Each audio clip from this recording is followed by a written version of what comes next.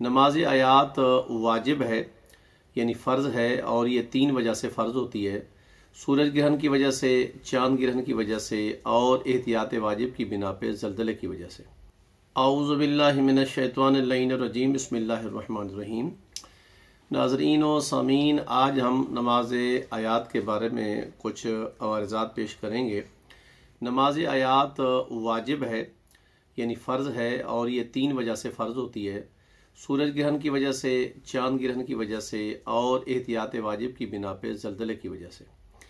یہ 2 رکعت نماز ہے، اور جیسے ہی سورج کو گرہن لگے،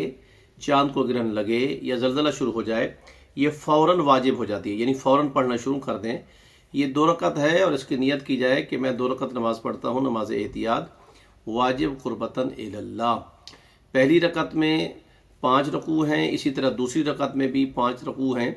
اور آخری رکوع سے پہلے دعائے قنوت ہے، پھر رکوع ہے اور 2 سجدے، تشہد، سلام، اس کے بعد یہ نماز تمام ہو جاتی ہے۔ اس کے پڑھنے کے 2 طریقے ہیں، ایک یہ ہے کہ مختصر ہے اور ایک تفصیلی ہے۔ مختصر یہ ہے کہ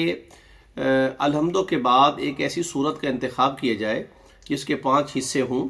اور ہر حصے کے بعد آپ رکوع میں چلے جائیں، پھر کھڑے جائیں، پھر دوسرا حصہ پڑھیں، جیسا کہ سورہ قل ھو اللہ احد کو پڑھیں کہ الحمدوں کے بعد بسم اللہ الرحمن الرحیم پڑھ کے رکوع میں چلے جائیں،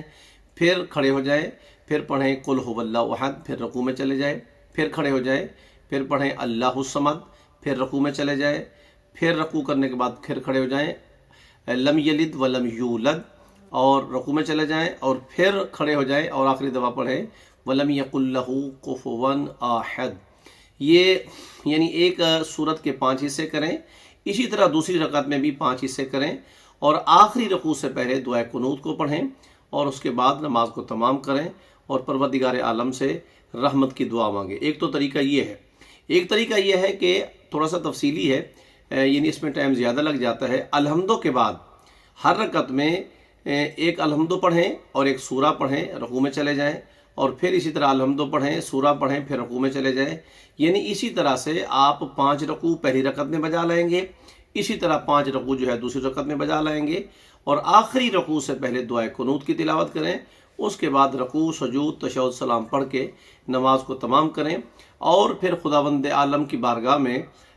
اس میں رحمت کی دعا مانگی جائے، اور خیر و عافیت کی، امن و امان کی دعا مانگی جائے۔